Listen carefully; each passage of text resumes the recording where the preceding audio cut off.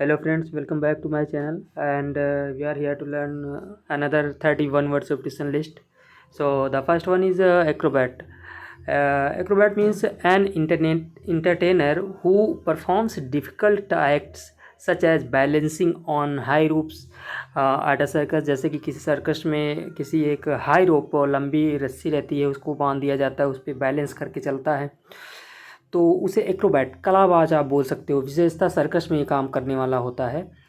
तो एक्रोबैट या इसमें एक वर्ड आता है, जैसे कि an athlete who performs act that need skill, agility और कोऑर्डिनेशन। मतलब कि एक ऐसा एथलीट जिसको परफॉर्म करने के लिए, एक्ट करने के लिए क्या ज़रूरत होती है? स्किल की ज़रूरत होती है, एजिलिटी फुर्ती की ज़रूरत होती है, एंड कोऑर्डिनेशन समन्वय की ज़रूरत होती है कि हाँ एकदम बैलेंस करके चलने की ज़रूरत होती है। एजिलिटी मतलब होता है फुर्ती। तो एक्रोबैट उसे कहते हैं जो कलाबाज होता है, विशेषतः सर्कस में काम करने वाला होता है, उसे एक्रोबैट बोलते हैं। एक्रोनिम मतलब होता है कि जैसे कि a word formed from the first letter of the words that make up the name of something। मतलब कि जैसे कि कोई वर्ड ग्रुप है, तो उसमें से पहला लेटर लेकर जो एक वर्ड बनता है उसे क्या बोलते हैं? एक्रोनिम बोलते हैं। मतलब कि परिवर्णी शब्द बोल सकते हो, किसी शब्द समूह के पहले अक्षरों से बना छोटा शब्द। जैसे कि मान लो एड्स है, एड्स मतलब होता है कि एक्वायर्ड इम्यून डिफिशियंसी सिंड्रोम, इसका मतलब ये होता है पूरा। लेकिन सब में से एक्वायर्ड में से ए ले लिया, इम्यून में से आई ले लिया, डिफिशियंसी में से डी ले लिया, सिंड्रोम्स में से यस ले लिया, तो एड्स बना दिया। जिस एड्स एक बीमारी का नाम होता है। तो इसी को क्या बोलते हैं? एक्रोनिम बोलते हैं। मतलब कि किसी बड़े शब्द समूह को एक शब्द लेकर उसको छोटा बना देना, उसे एक्रोनिम बोलते हैं। एक्यूमेन मतलब होता है कि जैसे कि the ability to make good judgement and take quick decisions. मतलब कि ऐसी एबिलिटी, ऐसी योग्यता कि जो स्थिति को तुरंत और अस्पष्टता से समझ लेने की योग्यता, कुशाग्र बुद्धि या कुशाग्रता बोलते हैं उसको, तो उसे एक्यूमेन बोलते हैं। मतलब कि ऐसा व्यक्ति जो होता है, जो कुशाग्र बुद्धि वाला होता है या उसकी समझने की शक्ति ज़्यादा होती है, तो उसे एक्यूमेन बोलते हैं। The next one is adept. Adept मतलब होता है कि adept to something, adept at something होता है। जैसे कि इसका मतलब होता है कि कुशल, अति दक्ष, निपुण, the ability to make a good judgement. Sorry, दूसरी लाइन में चला गया था मैं। एडेप्ट मतलब होता है ए पर्सन, एक व्यक्ति जो who is good at doing something, मतलब जो बहुत ही अच्छा है, कुछ चीज़ करने में बहुत ही अच्छा है। दैट इज़ क्वाइट डिफ़िकल्ट, जो काम कोई कठिन काम है उसको करने में बहुत हो, मतलब कि अच्छा है, वो अच्छे से कर लेता है, उसे निपुण बोलते हैं। एडेप्ट एट समथिंग होता है कि जैसे कि एडेप्ट एट पेंटिंग का मान लो, तो पेंटिंग करने में बहुत अच्छा है, मतलब निपुण है। और इसका एंटोनिम एक होता है इनेप्ट। इनेप्ट मतलब होता है कि जैसे कि इनेप्ट एट समथिंग होता है, इसका उल्टा होता है अकुशल, दक्षहीन, कोई काम अच्छे से ना अच्छे से करने में असमर्थ, जो कोई काम अच्छे से ना कर पाए उसे इनेप्ट बोलते हैं। इनेप्ट एट समथिंग होता है। और नेक्स्ट वन इज अधीर। अधीर मतलब होता है कि अधीर टू समथिंग होता है, मतलब कि टू स्टिक फर्मली, मतलब कि मजबूती से चिपक जाना, जुड़ जाना, सशक्त होना। तो चिपकना भी आप बोल सकते हो, अधीर टू समथिंग, तो मजबूती से चिपक जाना, जुड़ जाना, सशक्त होना। तो इसका मतलब ये हो गया। और नेक्स्ट वन इज एड्रॉयट। एड्रॉयट मतलब होता है एडेप्ट के लगभग सिनोनिम ये है। इसका मतलब भी होता है कुशल, निपुण, दक्ष, क्विक और स्किलफुल, और एडेप्ट इन एक्शन और थॉट, मतलब कि जो मतलब किसी चीज़ को अच्छे से समझता है, अच्छे से कर लेता है, कुशल है, दक्ष है, एड्रॉयट उसे बोलते हैं। और नेक्स्ट वन इज हाँ एडवेंटी एडवेंटिसस इसको बोल सकते हो आप, एडवेंटिसस। एडवेंटिसस मतलब होता है कि associated by chance and not an integral part, मतलब कि जो ऐसा चीज़ जो मतलब कि मतलब प्लान नहीं होता, मतलब वो आकस्मिक आप बोल सकते हो कि जैसे कि वो प्लान नहीं होता पहले से, वो बस घटित हो जाता है, तो उसे बोलते हैं एडवेंटी एडवेंटिटस, उसे बोलते हैं।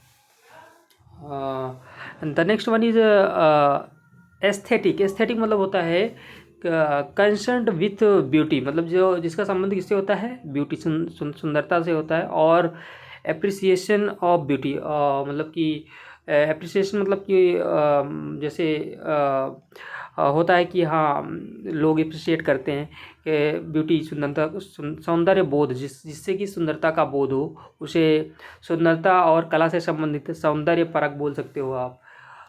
तो एस्थेटिक मतलब सौंदर्य बोध या सुंदरता से संबंधित, कला से संबंधित सौंदर्य परक आप बोल सकते हो।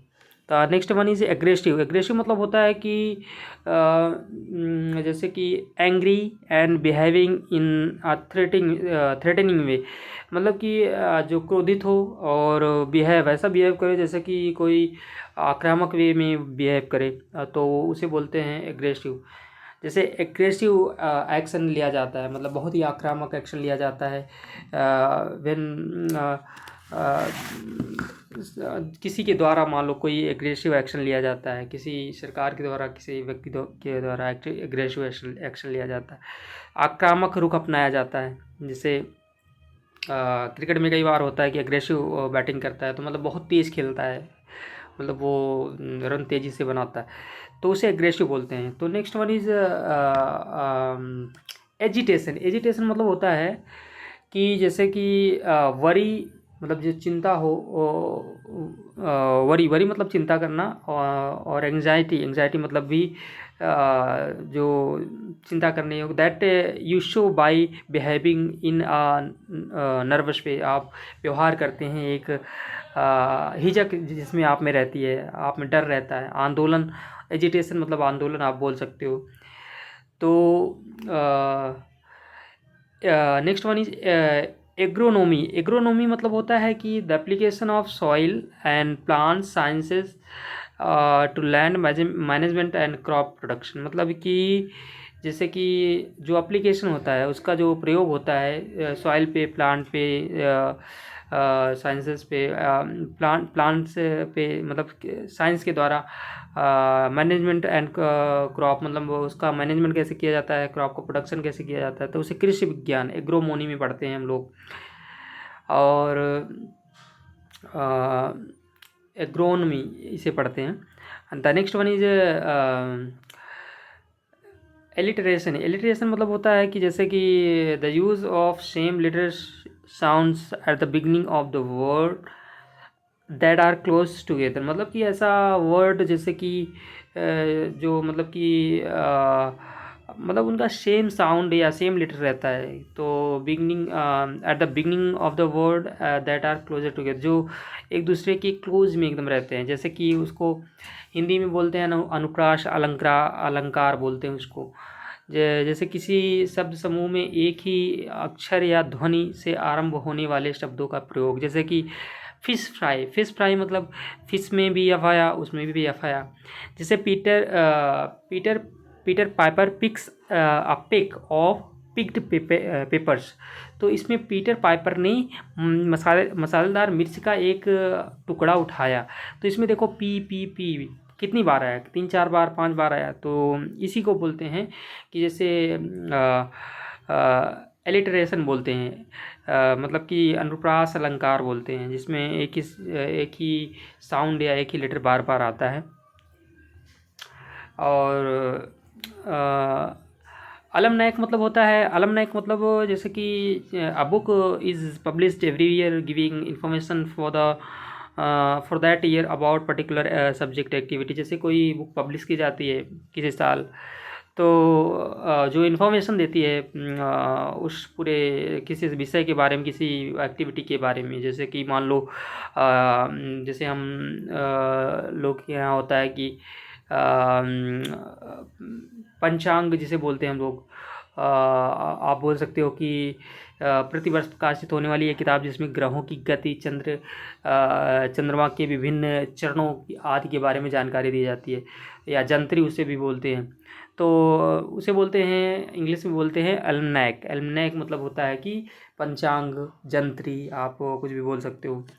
अलमाइटी मतलब होता है कि जैसे कि सर्वशक्तिमान, हैविंग कंप्लीट पावर, जिसके पास एक पूरा शक्ति का केंद्र होता है, वो सर्वशक्तिमान होता है। जैसे अलमाइटी गॉड, भगवान के ऊपर, भगवान के मतलब हर एक चीज़ कंट्रोल करते हैं, तो उन्हें अलमाइटी गॉड बोला जाता है। मतलब उनके सर्वशक्तिमान है, हर एक चीज़ करने में पॉसिबल, संभव है।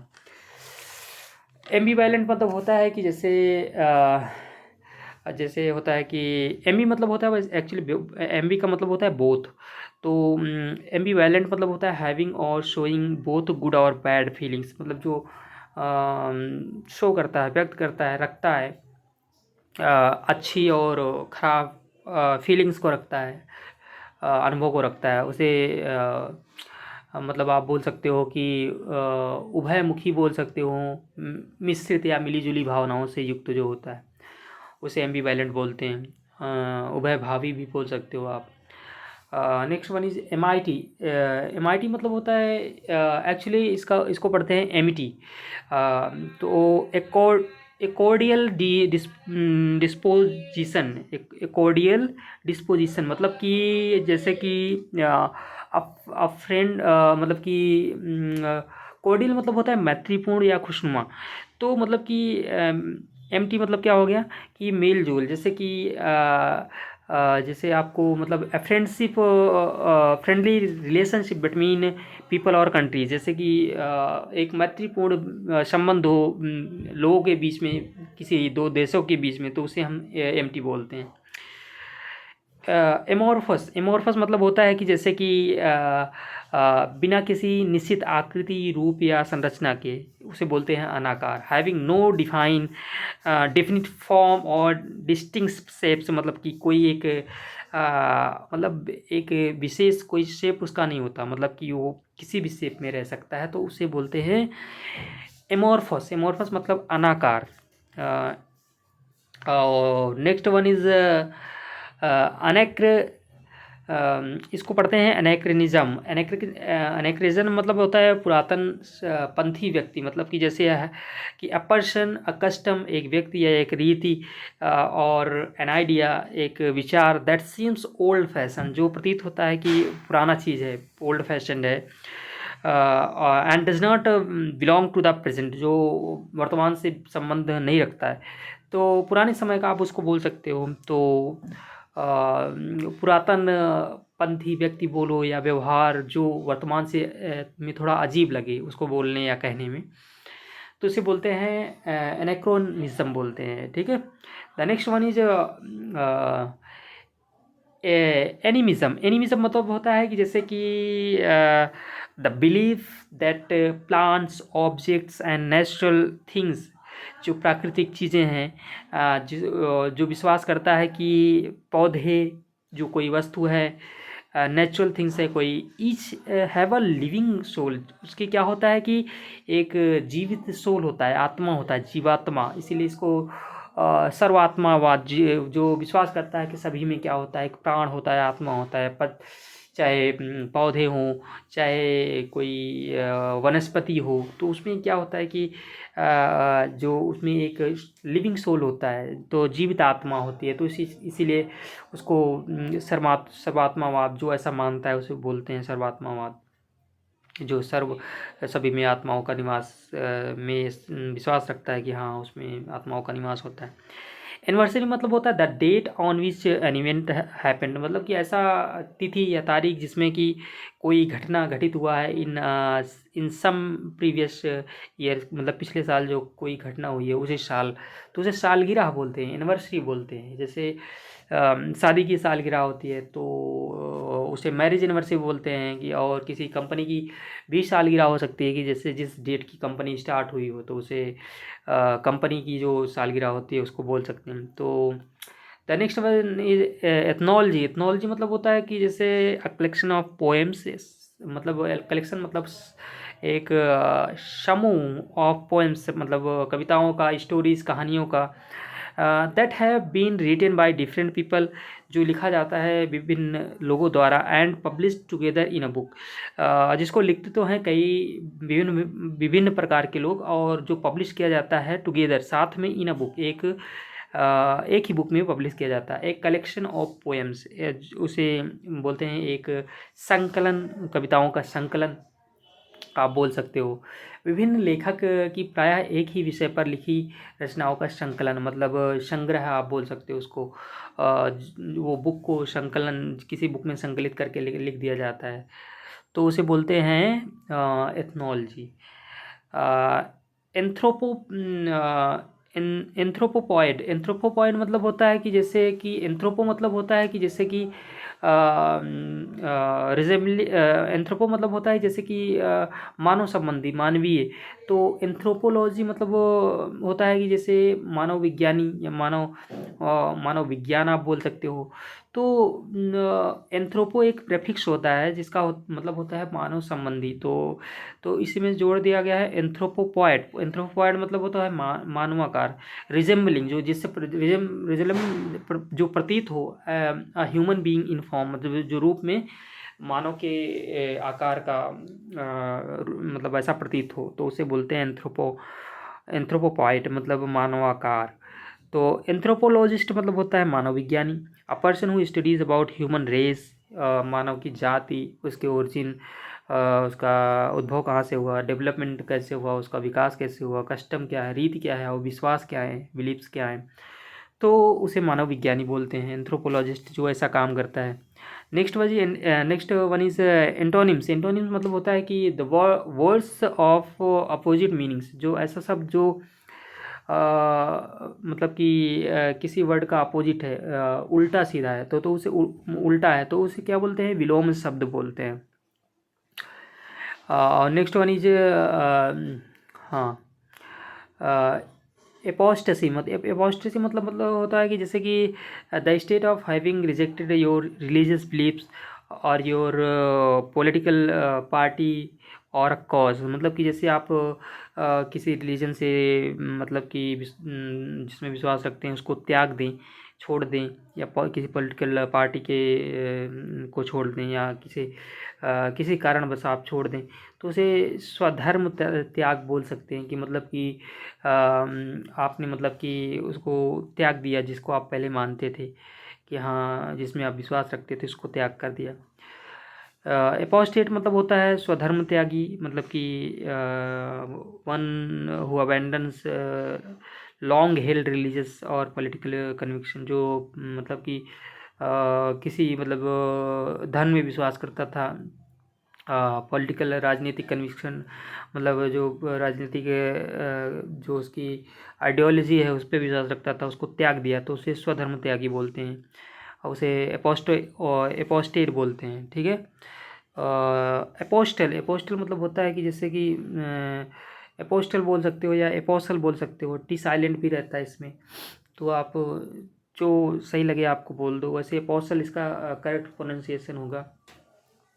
एपोसल मतलब होता है person who strongly believes in policy, जो मतलब कि बहुत ही दृढ़तापूर्वक विश्वास करता है किसी पॉलिसी पर, एंड आइडिया, किसी विचार पर, and tries to make other people believe in it, और वो प्रयास करता है कि दूसरे लोग भी इसमें विश्वास करें, तो उसे प्रचारक बोल सकते हो।